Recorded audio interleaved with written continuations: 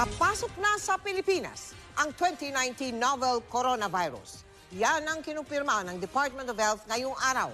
Pursuant to my powers as President under the Constitution and Republic Act 11332, I am placing the entire mainland of Luzon under quarantine. Patuloy na laban kontra COVID-19. Batid ng ating magigiting na frontliner ang panganib sa pagganap sa kanilang tungkulin. Pero sa kabila ng takot sa hindi nakikitang kalaban, buong tapang silang nagpapatuloy sa paghahatid ng serbisyo sa ating mga kababayan.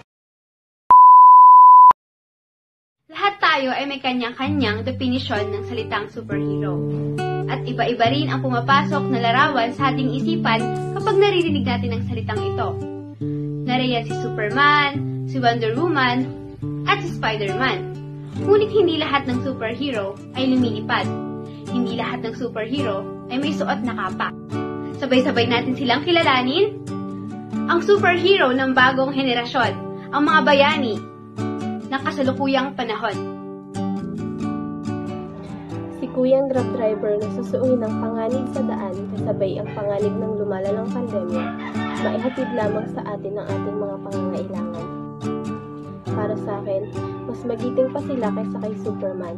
Hindi natitinag ng lakas ng ulan at init ng araw. Walang tatalo sa dedikasyong ibinibigay nila.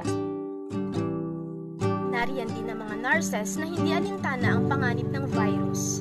Magampanan lamang ang kanilang tungkulin na nanatiling malakas at matatag kahit na ang kanilang kalusugan ay nalalagay na sa alanganin. Ang mga sundalo at kapulisan ay hindi iniinda ang matinding pagod. Masiguro lamang ang kaligtasan ng mga mamamayan, hindi pinanghihinaan ng loob basta't ang serbisyo ay mailaan sa bayan. Sila ang tunay na definisyon ng isang matatag. May tatalo pa ba sa mga doktor na ipagpapalit ang kanilang buhay para sa sambayanan? Matapang na lumalaban sa hindi nakikitang kaaway at ginagawa ang lahat upang magligtas ng buhay. Pinangungunahan nila ang mga bagong bayani sa panahon ng pandemya. Ibinubuwis ang buhay kapalit ng kaligtasan ng iba.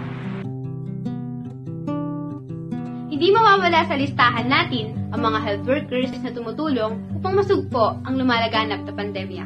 Ang kanilang buwis buhay na serbisyo ay nararapat para sa isang pasasalamat. Ang mga mamamahayag na patuloy na kumakalap ng impormasyon sa kabila ng panganib sa paligid ay atin ding kilalanin. Kabayanihan ay ipinakikita nila sa pamamagitan ng hindi pagsuko sa pagbabalita sa mamamayan ng mga kaganapan sa buong mundo, pati na rin ang walang pagod na pagpaalala kung paano natin lalabanan ang virus. Ilang okasyon na ang nagdaan na hindi nila kasama ang kanilang mga pamilya.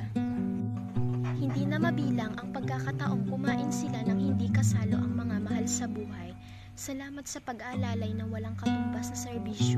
Salamat sa mga gabing hindi nila itinulog para pagsilbihan ang ating mga kapong may sakit. Ngayong alam niyo na ang mga sakripisyo ng mga frontliners.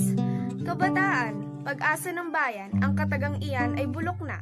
Pero iha, iho, kaibigan, tropa, kapatid, ipapahiya ba natin si Ginoong Rizal?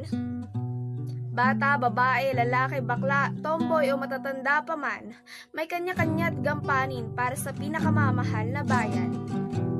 Mga kabataan, kung ang gabay ay ang mga may katandaan at may karanasan, tayo ang magsisilbing ilaw kapag malabo na ang mata ni inay at itay, sa pagtuklas kung saan ang daan kapag napapariwara ang ating bayan. Tayo ang maghahatid ng pag-asa sa bawat isa upang magkaroon ng pagkakaisa sa ating bansa. Ngayong panahon ng pandemya, tungkulin mo, gampanan mo. Kung wala sa tamang edad, huwag nang lumabas. At kung kailangan talagang lumabas, sumunod sa IATF protocols. Mga kabataan, ang pag-asa ng bayan, huwag munang rumampas sa daan at simulang tulungan ang mga magulang sa loob ng tahanan. Simpleng utos, sana'y sundin para sa kapakanan din natin. Frontliners, mga taong handang suungin ang kasukdulan ng krisis para sa kaligtasan natin. Matatanda, sila ang mga taong gagabay sa atin sa oras na tayo ay naliligaw. Kabataan, Tayo ang magsisilbing liwanag at maghahatid ng ngiti sa mga labing pagod na sa kakasabing magiging maayos din ang lahat sa bawat pasyenteng dumarating. Ikaw, Sila, Tayo ang kailangan para sa tagumpay ng bayan.